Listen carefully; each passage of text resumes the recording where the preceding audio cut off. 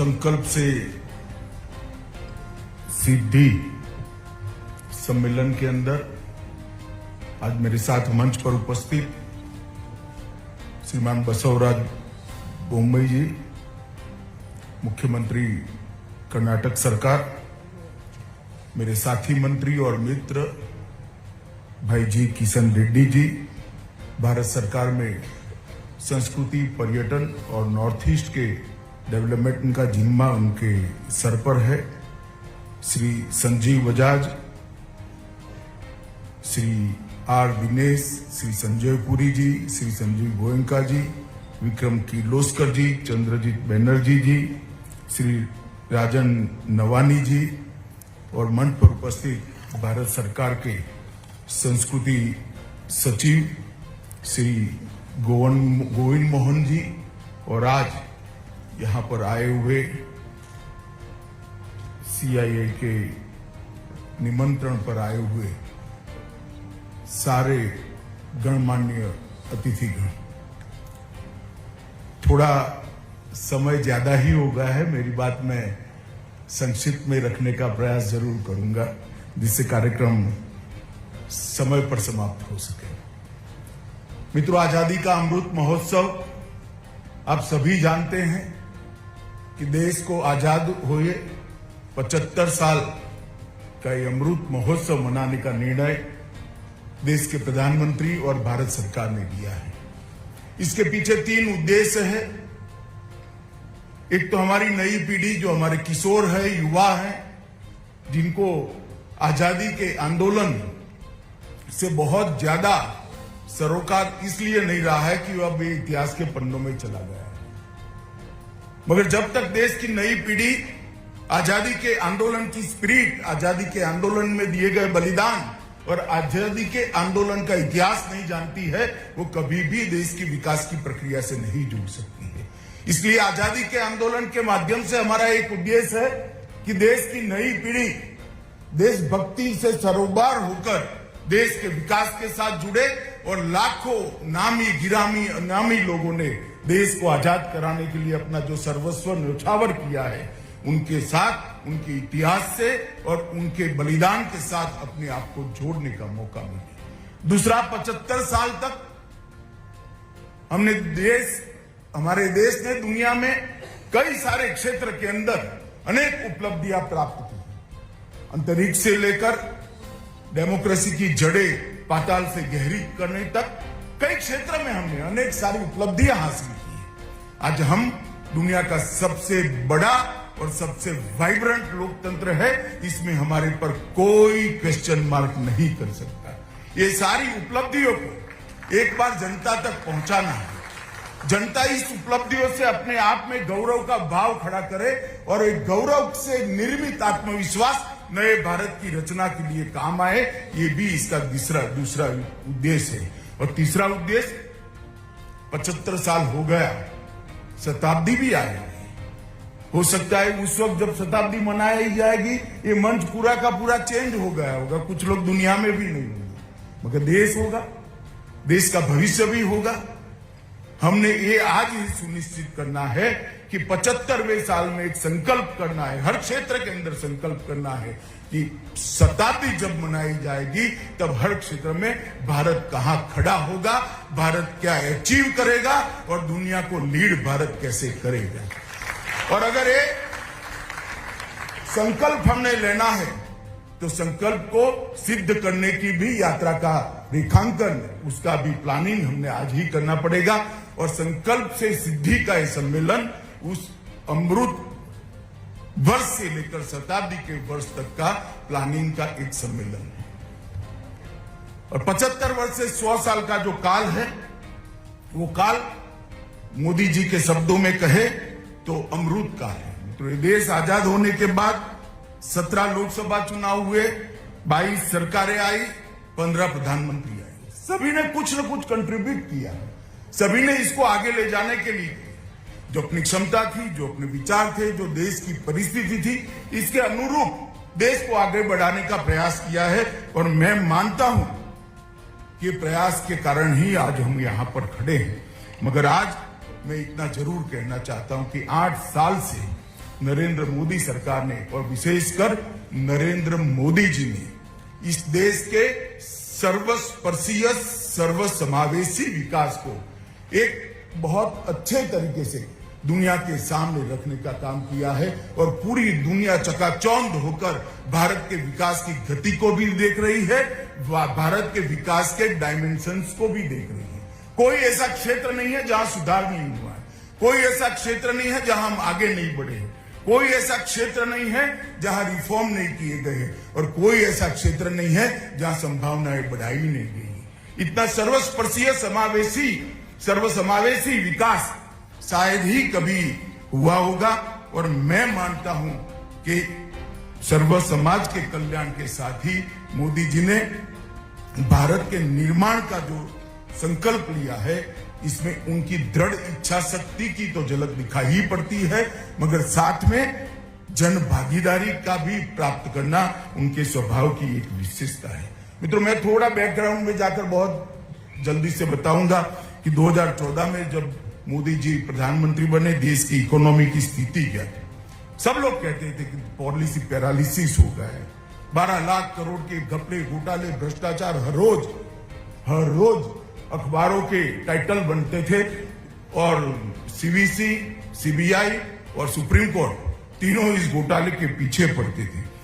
Chronic capitalism अपने चरम पर था, महंगाई की दर आसमान को छूती थी और फिस्कल डेफिसिट भी काबू के बाहर थी। ईज ऑफ डूइंग बिजनेस में हर रोज नीचे गिरते जाते थे।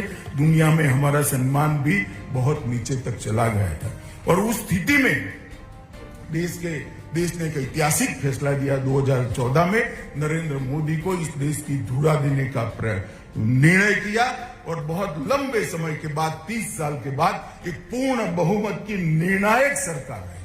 पहले एक सरकार ऐसी थी जिसमें देश के प्रधानमंत्री को कोई प्रधानमंत्री ही नहीं मानता था और हर मंत्री अपने आप को प्रधानमंत्री मानता था, मालूम ही नहीं पड़ता था देश कहां से चल रहा है। एक निर्णायक सरकार देने का काम इस देश की जनता ने किया और आज मैं जब पीछे मुड़कर 8 साल की यात्रा को देखता हूं तो आज दुनिया में हम सबसे तेजी से बढ़ती हुई अर्थव्यवस्था गौरव के साथ बने हैं, जीएसटी का सफल इंप्लीमेंटेशन कर चुके हैं और 1.68 लाख करोड़ रुपया का जीएसटी का राजस्व प्राप्त करना पूरी दुनिया इसको बारीकी से देख रही है। मैं सबको कहना ये पारदर्शी आंकड़े हैं, कंप्यूटर पर सब लोग देख सकते हैं और ये सिद्धि है।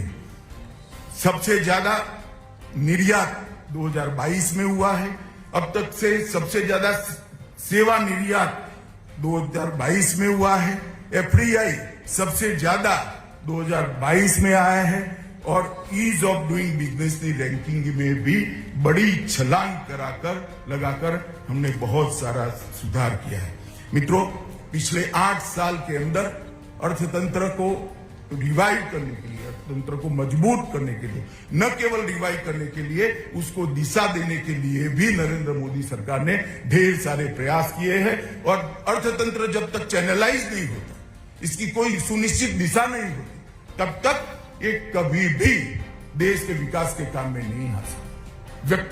व्यक्ति तो बड़ी बढ़ सकती है, मगर जब तक पूरे अर्थतंत्र को चैनलाइज कर सभी पैरामीटर्स को ठीक करते एक दिशा में उसको नहीं ले जा सकते हैं, तब तक वो देश का फायदा कभी नहीं कर सकता। कंपनियां कुछ जरूर बड़ी बन सकती, देश बड़ा नहीं बन सकता है। हमने आत्मनिर्भर भारत और मेक इन इंडिया, ये 2 नारों के बीच में भारत के अर्थतंत्र की एक दिशा तय करने का काम किया है और पूरी अर्थतंत्र की दिशा, चाहे किसी भी प्रकार की पॉलिसी हो, ये 2 नारों के बीच में देश को एक दिशा में ले गई है। और मैं निश्चित रूप से ऐसा मानता हूं कि आने वाले 25 साल जो अमृत काल के हैं, वो अमृत काल के 25 साल की नींव रखने का काम ये 8 साल में नरेंद्र मोदी सरकार ने किया है और मैं बड़े आत्मविश्वास के साथ कह सकता हूं कि भारत को हल्के से लेने वाले लोग आज हिम्मत नहीं कर सकते और 25 साल के बाद ऐसा कोई नहीं होगा जो अर्थतंत्र की दिशा में, क्षेत्र में भारत की शक्ति को मान्यता नहीं देता होगा। इस प्रकार के भारत के निर्माण करने की दिशा में हम निश्चित रूप से आगे निकल चुके हैं। और मित्रों, किशन भाई ने ढेर सारी चीजें बताई है, मैं रिपीटेशन टालना चाहता हूं। मैं सीधा 2019 पर आ जाता हूं। 2019 में मानव इतिहास में सबसे बड़ी महामारी का हमने सामना किया। महामारी जिस प्रकार से आई और जिस तेजी से फैली, सभी लोग दिग्भ्रमित और दिग्मूढ़ होकर बैठे थे कि क्या होगा, किस प्रकार से इससे हम बचेंगे, किस प्रकार से आगे बढ़ेंगे। ना दवाई थी, ना वैक्सीनेशन था। रिसर्च तो चालू करते हैं मगर सालों के सालों लग जाते हैं, हमें भी मालूम है। वैक्सीन आने के बाद अंतिम व्यक्ति तक लगाने के लिए भी सालों के सालों वो लग जाते हैं। और लॉकडाउन लगाना पड़ा। लॉकडाउन लगाने के बुरे परिणाम स्वाभाविक रूप से न केवल भारत, दुनिया भर के अर्थतंत्र पर हुई, पूरी सप्लाई की चेन बिखर गई। ये सारी समस्याओं के बीच में भारत ने अपने आप को एक नए मॉडल के रूप में प्रस्तावित किया है। दुनिया भर के अर्थशास्त्रियों ने डिमांड को बढ़ाने का सुझाव दिया, बड़े बड़े पैकेज घोषित किए, नोटें छापकर बांटते गए और भारत ने उसी वक्त एक नए प्रकार की नीति को अपनाया। सबसे पहले हमने महामारी के उपाय को ढूंढने का प्रयास किया। इसका वैक्सीनेशन बनाने के लिए प्रधानमंत्री जी ने कोविड आने के पहले ही महीने के अंदर साइंटिस्टों के साथ मीटिंग कर अपनी ऑफिस में एक हाई पावर कमेटी की रचना कर स्वदेशी वैक्सीन की निर्माण के लिए ढेर सारे प्रयास चालू कर दिए। क्योंकि इससे मंदी से उभर तो तभी सकते हैं जब सोसाइटी कोविड से उभर जाएगी। अगर सोसाइटी ही कोविड से नहीं उभरती है, देश ही कोविड से नहीं उभरता है, तो मंदी से उभरने की कोई सवाल नहीं। और उस वक्त हमने बड़ी डिमांड बढ़ाने के लिए बड़े पैकेज घोषित कर नोटें छापने की जगह हमने पॉलिसी पर कंसंट्रेट करने का काम किया। और इसके कारण आज दुनिया के सभी अर्थशास्त्री एक बात मानते हैं कि आफ्टर कोविड इरा में कोविड की इफेक्ट से सबसे पहले कोई अगर अर्थतंत्र उभर कर आया है तो वो मेरे और आपके महान देश भारत का अर्थतंत्र सबसे पहले है। और इस पॉलिसी के कारण ही हम जल्दी से इससे निकल कर आए। हां, हमने एमएसएमई को जरूर बचाया। एमएसएमई को बचाने के लिए हमने कई प्रकार के प्रयास किए। इनको वर्किंग कैपिटल दिया, 6 लाख करोड़ रुपया एमएसएमई को देने का हमने प्रयास किया। मुफ्त राशन देकर लोगों को टिकाने का, उनके मॉरल को टिकाने का प्रयास किया। डायरेक्ट बेनिफिट ट्रांसफर की स्कीमें भी चालू की, जिससे व्यक्ति अपने आप को संभाल कर रख सकते। और कई सारी चीजें हमने कोविड के समय में ही करी। उसी वक्त प्रधानमंत्री जी कोविड होने के बावजूद भी मैं भी बैठकों में जाता था, सुबह से शाम तक निरंतर बैठक करते रहे हैं। हमने फोकस के 5 स्तंभ तय किए: economy, infrastructure, systematic reform in system, demography, demand and supply. ये 5 स्तंभ के आधार पर हमने कोविड को टैकल करने का निर्णय किया। और मुझे कहते हुए आनंद है कि मोदी जी की इसी पॉलिसी ने भारत को बाहर कोविड की इफेक्ट से बाहर लाने का काम किया है।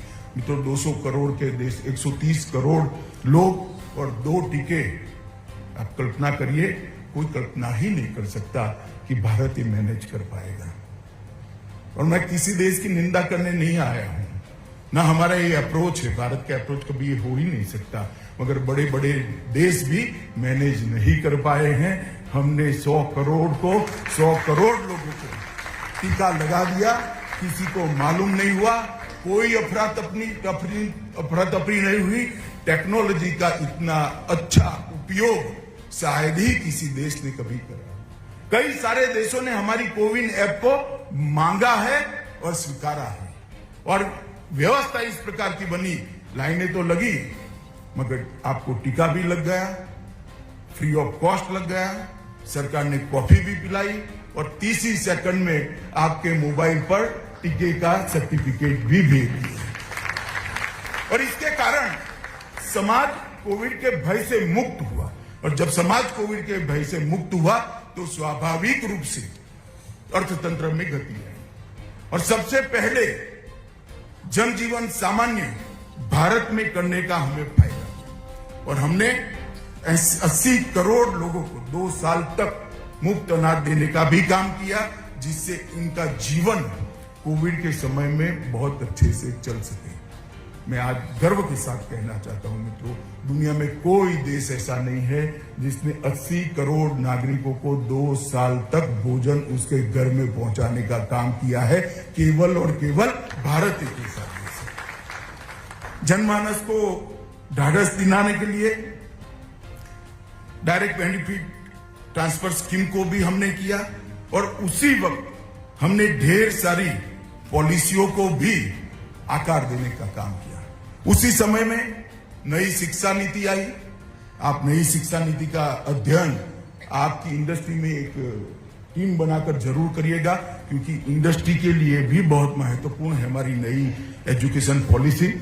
फिर नई ड्रोन नीति आई, नई स्वास्थ्य नीति बनी, आयुष्मान भारत के तत्वाधान के अंदर हेल्थ इंफ्रास्ट्रक्चर को लाखों करोड़ों रुपया इन्वेस्ट करने की एक योजना बनी।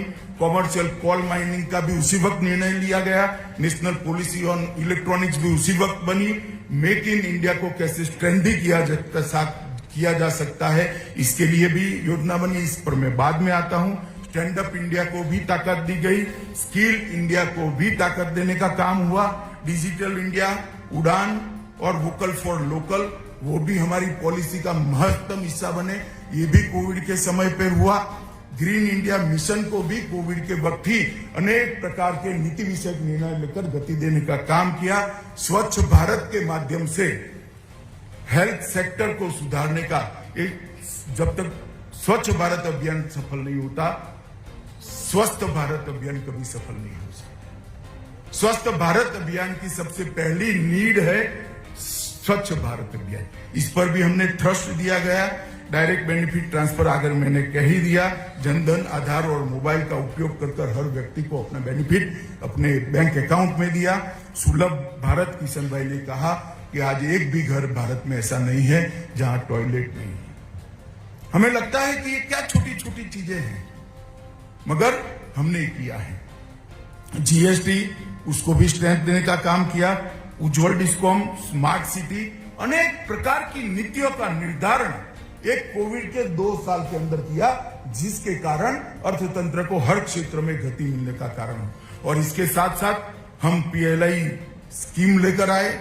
14 सेक्टर्स हमने सिलेक्ट किए, mobile and electronic, drug intermediates, medical device, automobile and auto component, drug और pharma, special steel, telecom and networking products, electronic और technological products, white goods, food product, textile products, high efficiency solar PV modules, advance chemistry cell, drone and drone component. ये सारी PLI के माध्यम से लगभग 30 लाख करोड़ रुपए का उत्पादन बढ़ाने का योजना बनाया।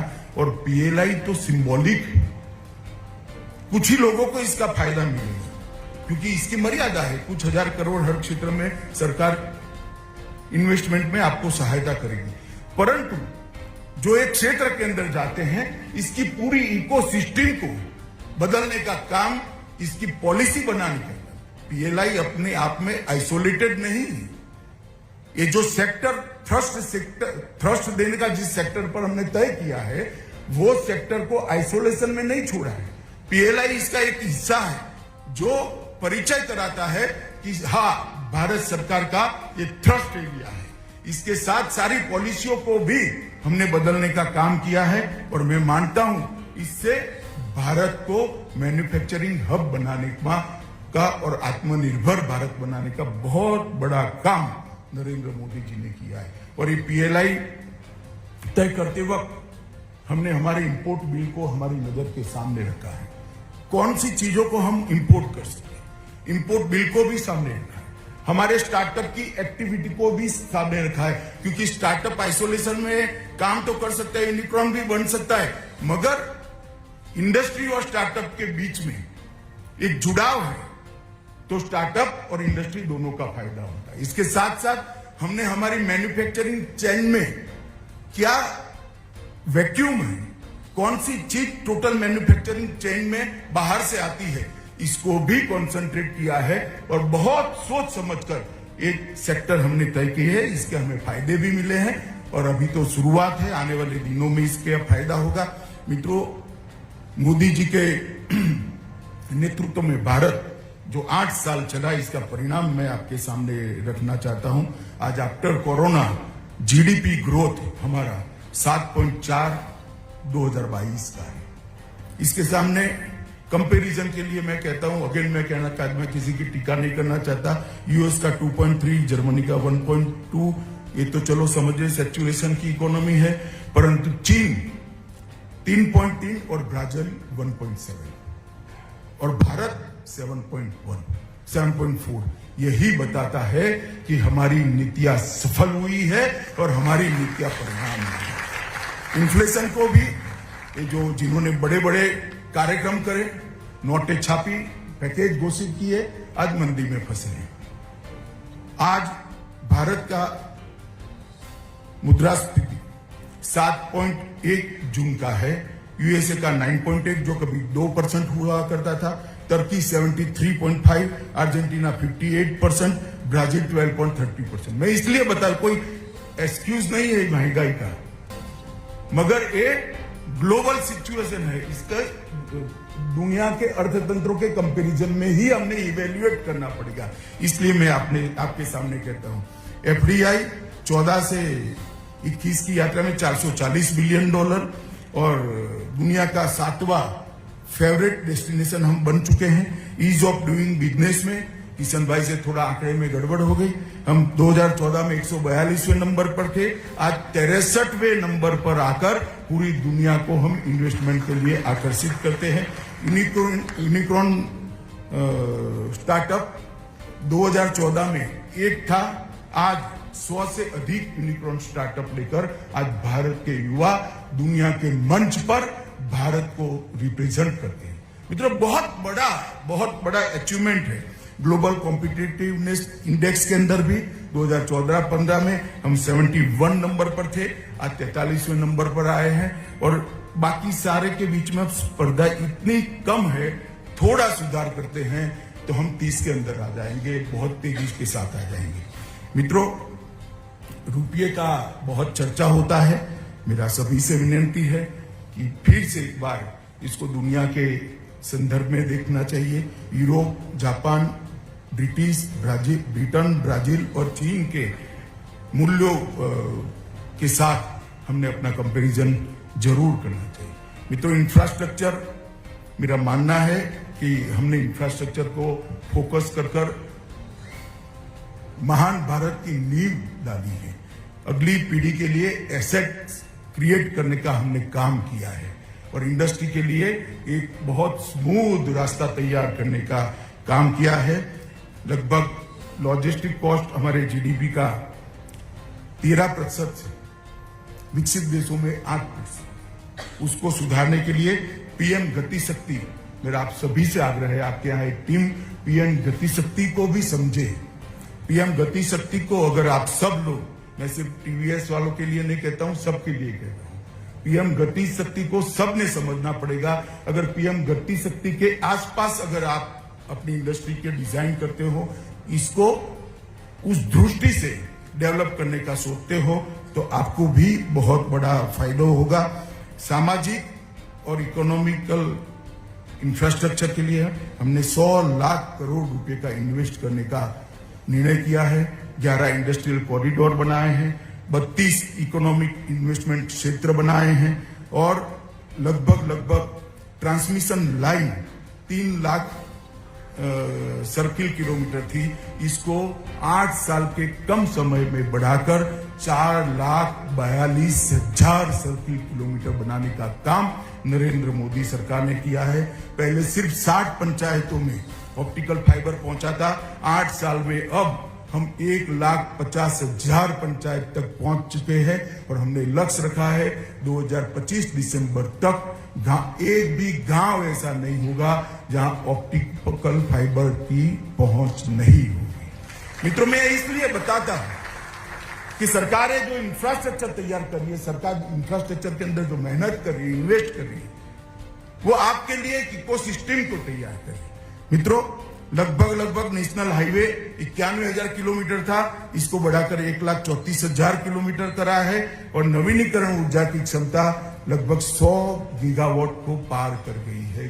पूरी दुनिया देख रही है, सोच रही है कि भारत ने कैसे किया है। मित्रों, मैं एक महत्वपूर्ण बात पर भी जरूर ध्यान रखना चाहूंगा।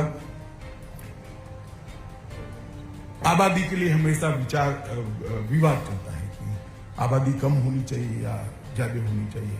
आबादी चिंता का विषय है ही, मगर एक माने में आबादी मार्केट भी है और मार्केट तब होती है जब देश का ग्रोथ सिमेट्रिकल हो।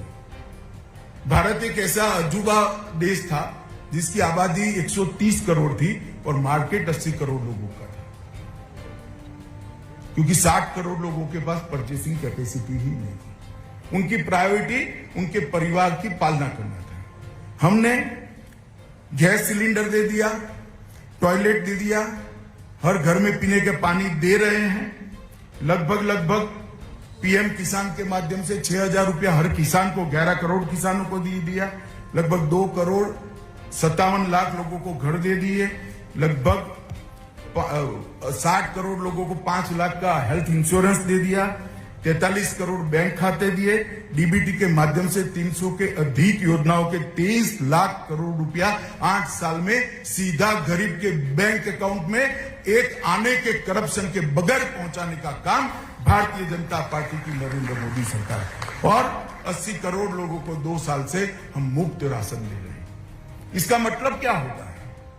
इसका मतलब होता है कि ये 60 करोड़ लोग अपने हर रोजमर्रा की चिंताओं से सरकार ने उनको मुक्त।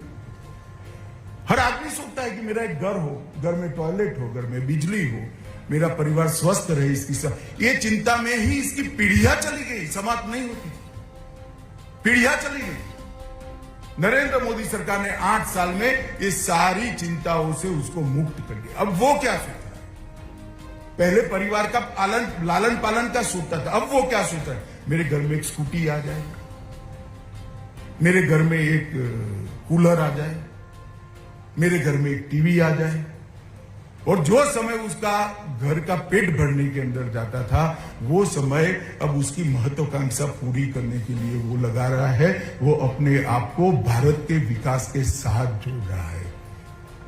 जो अर्थशास्त्री होंगे उसका जरूर इवैल्यूएशन कर पाएंगे कि एक देश में 60 करोड़ लोग ऐसे है जिसका देश के अर्थतंत्र को विकास करने के लिए 0 कंट्रीब्यूशन है, तो कितना बड़ा बोझ होता है। आज नरेंद्र मोदी जी ने वो 60 करोड़ लोगों को देश के अर्थतंत्र के विकास के साथ उसकी आकांक्षाओं को जोड़कर ये इकोनॉमी को और आपके मार्केट को 130 करोड़ का बनाने का काम किया है। मैं मानता हूं ये बहुत बड़ा काम है। 130 करोड़ लोग जब मिलकर हमारे देश को, अर्थतंत्र को कंट्रीब्यूट करते हैं, तब हमारी स्ट्रेंथ बहुत बड़ी बनती है।